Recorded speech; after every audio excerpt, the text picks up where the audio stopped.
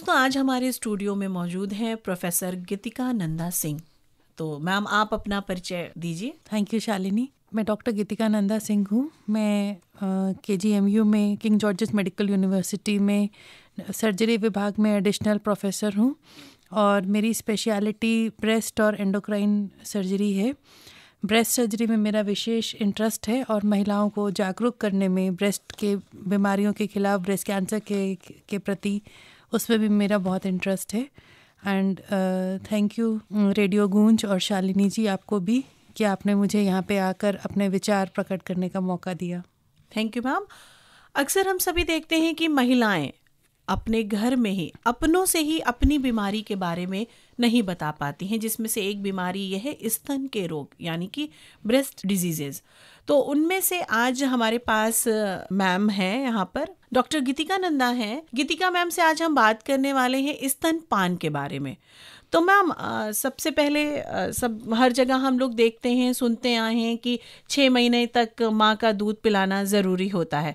तो आप बताइए मैम, ये स्तनपान कब से शुरू करना चाहिए? स्तनपान का शिशु के लिए और माता के लिए, दोनों के लिए बहुत ज़रूरी, बहुत महत्व होता है, बहुत इम्पॉर्टेंट रोल होता है दोनों के लिए। तो स्तनपान का कोई समय नहीं है। उसको जैसे शिशु पैदा होता है, आधे घंटे के अंदर जब वो बिल्कुल जागृत हो जाता है और डिलीवरी की वजह से उसके अंदर शुगर लेवल्स भी थोड़े कम हो जाते हैं, उसी समय से स्तनपान शुरू कर देना चाहिए। जो सबसे बड़ा टेक्निकल प्रॉब्लम हम देखते हैं कि उस समय माँ इस स्थिति में, मान लीजिए ऑपरेशन हुआ तो ऑपरेशन की वजह से बेहोशी की स्थिति में या फिर एकदम थकान की स्थिति में, उस कारणवश से अपने शिशु को दूध नहीं पिला पाती, तो उस समय इमरजेंसी में बॉटल से फीड किया जाता है। बट जितनी जल्दी हो सके उतनी जल्दी शिशु को माता के पास वापस दे देना चाहिए। माता और शिशु को साथ ही में लेटना चाहिए और माता को उसी समय डिलीवरी के तुरंत बाद से कम 1-2 घंटे के अंदर से ही ब्रेस्ट फीडिंग स्टार्ट कर देना चाहिए। मैम, ऐसा देखा गया है जब ऑपरेशन द्वारा डिलीवरी होती है तो उस समय ये कहते हैं कि 1 या 2 दिन तक तो दूध नहीं आएगा, तीसरे दिन से सामान्यतः बच्चे पी पाते हैं। तो उस वक्त जो है क्या चीज़ें करनी चाहिए? डिलीवरी के तुरंत बाद जो पहला दूध आता है, पीला दूध, जो बहुत थोड़ा सा आता है, 5-10 ml जितना आता है केवल, परंतु वो दूध शिशु के लिए सबसे हम कहेंगे महत्वपूर्ण दूध है, क्योंकि उस दूध में शिशु के लिए ताकत होती है और उस दूध में शिशु के लिए एंटीबॉडीज़ होती हैं जो उसको कई प्रकार की बीमारियों से लड़ने में मदद करता है। इसीलिए किसी भी हालत में पहले 2 से 4 दिन का दूध तो मिस करना ही नहीं चाहिए। और अगर हम कहते हैं कि डिलीवरी के बाद दूध नहीं पिलाना, तो ये एक बहुत बड़ी मिथ्या है, क्योंकि भले शिशु नॉर्मल डिलीवरी से पैदा हुआ हो, भले ऑपरेशन से पैदा हुआ हो, दोनों में ही जितना जल्दी हो सके माँ को, बच्चे को अपना दूध पिलाना चाहिए। देखिए, बहुत सही बात मैम ने कही। अक्सर क्या करते हैं हम सभी कि जो पीला दूध आ रहा है, पीले रंग का दूध आ रहा है, हमारी जो दादी नानी या हमारी माँ, जो पुराने सोच के लोग होते हैं, उन्हें ये चीज़ें नहीं पता होती हैं और उसको पिलाने के लिए वो मना कर देती हैं। कई बार ऐसा होता है कि वो दूध निकाल कर फिकवा दिया जाता है और उसके बाद का जब सफ़ेद रंग का दूध आता है वही पिलाने के लिए कहा जाता है। Thank you ma'am. और मैम ये बताइए, तो आपने पीले दूध के फ़ायदे बताए जो पीले रंग का आता है, और इसके अलावा स्तनपान के और क्या फायदे होते हैं? जैसे मैंने कहा था अभी भी कि स्तनपान का फ़ायदा ना केवल शिशु को होता है बल्कि माता को भी होता है। तो पहले हम शिशु में फ़ायदे देखते हैं। सिंपल सी बात अगर मैं आपसे बोलूँ कि जैसे एक गाय है, उसके शिशु का वज़न कम से कम 10-15 किलो होगा, ऐसे ही एक भैंस के बच्चे का भी वज़न इतना ही होगा। हाँ। और एक इंसान के बच्चे का वज़न केवल 2 से 3 किलो है। तो कुदरत ने हर माँ के दूध को उसके शिशु के हिसाब से डिज़ाइन किया है। तो इसलिए माँ के दूध का जो डिज़ाइनिंग है वो उस 2 से 3 किलो के बच्चे के लिए ही बना होता है। इसलिए हम जब भी शिशु को माँ का दूध पिलाते हैं तो कभी भी कोई ओवरलोड नहीं होता किसी भी प्रकार का। तो इसलिए शिशु को परफेक्ट मात्रा में सारे न्यूट्रिएंट्स मिलते हैं। जैसे हम कहें उसमें जो प्रोटीन होता है वो केसीन होता है, वे होता है, जो बच्चे के पेट में आराम से डाइजेस्ट हो जाता है, जो बच्चे के पेट के अंदर जो अच्छे बैक्टीरिया होते हैं उन्हें पनपने में मदद करता है, जिससे बच्चे को इन्फेक्शन से लड़ने की ताकत मिलती है। उसमें कई प्रकार की एंटीबॉडीज़ होती हैं जो कई प्रकार के रोगों से शिशु की रक्षा करती हैं।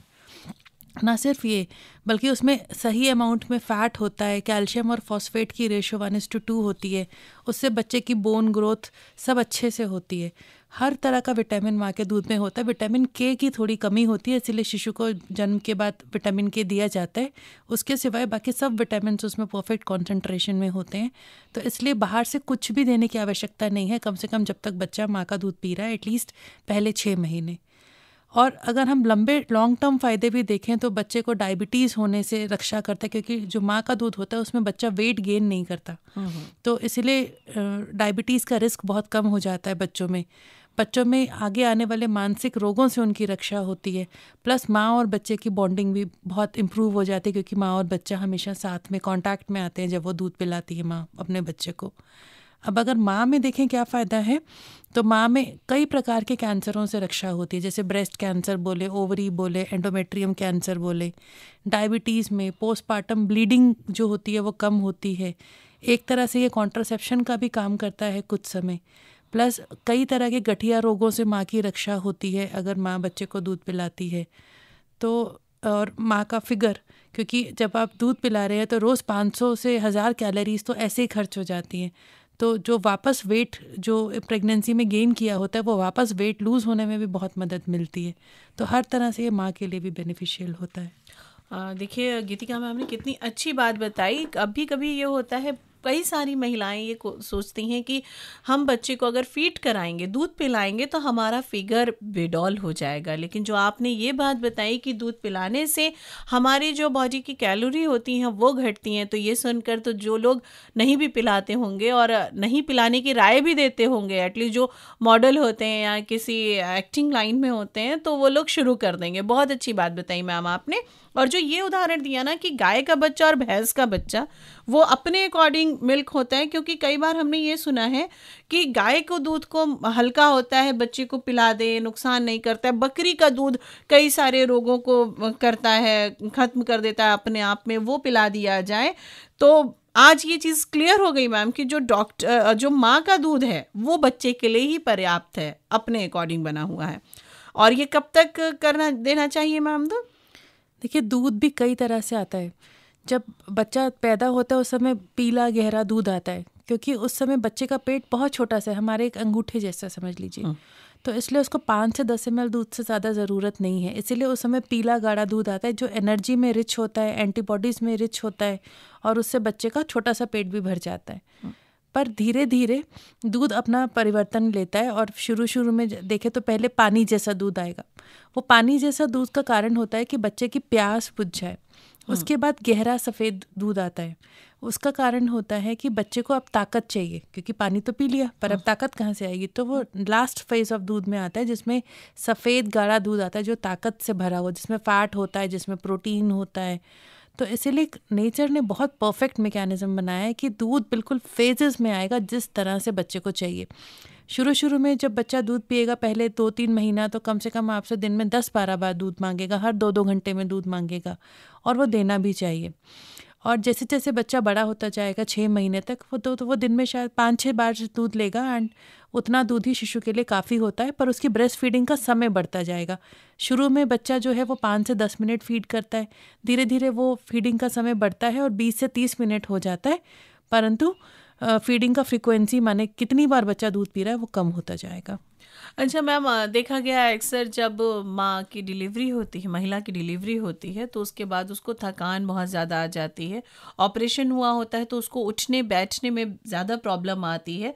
तो वो जो 2-2 घंटे के बाद फ्रिक्वेंटली बच्चा दूध मांगता है तो वो किसी भी पोजीशन में पिला सकती है, बैठ कर, लेट कर, या जैसा उसको कंफर्टेबल हो रहा हो, या बच्चे का जो पोजीशन होती है वो इम्पॉर्टेंट होती है दूध पिलाने के लिए? दूध पिलाने की कई पोजीशंस हैं। दूध बैठ कर पिला सकते हैं, लेट करके भी पिला सकते हैं, मगर जिस भी पोजीशन में आप पिलाएं, एक चीज़ का ध्यान ज़रूर रखना है कि शिशु का जो सिर है और अपर बॉडी है, जो उसकी छाती है, वो थोड़ा सा ऊपर हो, रेस्ड हो। चाहे उसको पिल्लों पे रख के रेस करें, चाहे आप अपने हाथों के बीच में लेके शिशु को ऊपर उठा लें, नहीं तो शिशु के फेफड़ों में दूध को जाने का रिस्क बहुत ज़्यादा होता है अगर बिल्कुल शिशु को फ्लैट लिटा करके आप दूध पिला रहे हैं। तो इस पोजीशन का ध्यान देंगे तो बाकी आप किसी भी पोजीशन में दूध पिला सकते हैं। मैम अक्सर ये भी देखा गया है कि जो नवजात शिशु होता है मोस्टली 1 महीना या 2 महीना या 3 महीने तक बच्चा दूध पीता है और दूध पीने के बाद में तुरंत वोमिटिंग कर देता है, वैसे कि वैसा बहुत। तो ये लगता है कि बच्चे के गैस बन रही है, डॉक्टर के पास ले जाना चाहिए। जो घर के थोड़े बहुत चीज़ें होती, हींग लगा दीजिए, उनको हींग पिला दीजिए। तो ये करना उचित रहता है या जो वो उल्टी कर देता है दूध को, वो किस कारण से? देखिए, जैसे आप बच्चे को फीड कर लेते हैं तो हमेशा बच्चे को कंधे पर फीड करने के बाद उसे कंधे पर लेटा करके उसके पीछे कंधों शोल्डर्स के बीच में थोड़ा थपथपाना चाहिए। तो बच्चा एक धीरे से डकार ले लेता है, तो उसके बाद बच्चे का वॉमिटिंग करने का जो टेंडेंसी होता है वो कम हो जाता है।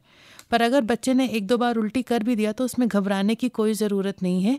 ना ही उसको बाहर से कोई शहद या घुट्टी या नाभि पे कुछ लगाना, ये सब रिकमेंडेड नहीं है, क्योंकि इससे कभी कभी आप बाहर का इन्फेक्शन भी शिशु के अंदर इंट्रोड्यूस कर सकते हैं। मैम अच्छा, जो बच्चे होते हैं वो जरा सी देर में दूध पिया उन्होंने और वो सो जाते हैं, वो जगते हैं और सोने के बाद तो थपकी दे पाना बहुत मुश्किल होता है। खैर वो तो करना ही चाहिए, थपकी देना ही। लेकिन जब बच्चा सो जाता है तो ये लगता है माँ को उसने दूध पी लिया, फिर थोड़ी देर के बाद वो रोता है, फिर दूध पिलाया जाता है। क्या जो बच्चा जब रोता है तो उसका यही कारण होता है कि उसको भूख लगी है, या कैसे हम पता करें कि बच्चे का पेट भर गया है? देखिए, बच्चे के लिए दूध पीना एक हार्ड वर्क है, एक मेहनत है उसके लिए, तो वो थकान उसको सुला देती है। हमेशा बच्चे को एक स्तन से दूध पिलाना शुरू करें और जब वो सो जाए तो धीरे से उसको उसके पैरों के तलवे में थपथपा कर, थोड़ा सा गुदगुदी करके और पीछे पीठ पे थोड़ा सा गुदगुदी करके उसे उठाने की कोशिश करें, तो वो फिर से थोड़ा सा जागृत हो जाएगा और थोड़ा सा दूध और पी लेगा।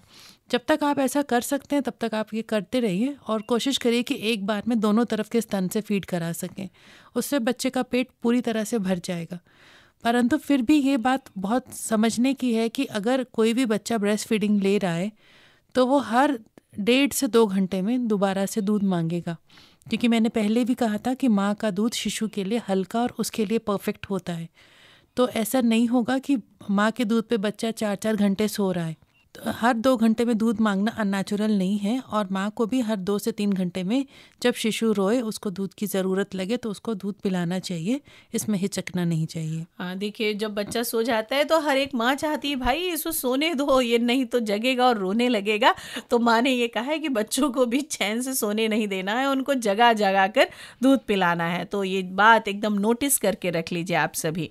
थैंक यू मैम, आपका यहाँ स्टूडियो में अपना अमूल्य समय देने के लिए। और आशा करते हैं कि जो महिलाएं हमारी बातें सुन रही होंगी, और ना केवल महिलाएं, जो पुरुष भी सुन रहे होंगे, उनकी भी उतनी ही जिम्मेदारी बनती है जितनी एक महिला की यानी कि एक माँ की बनती है।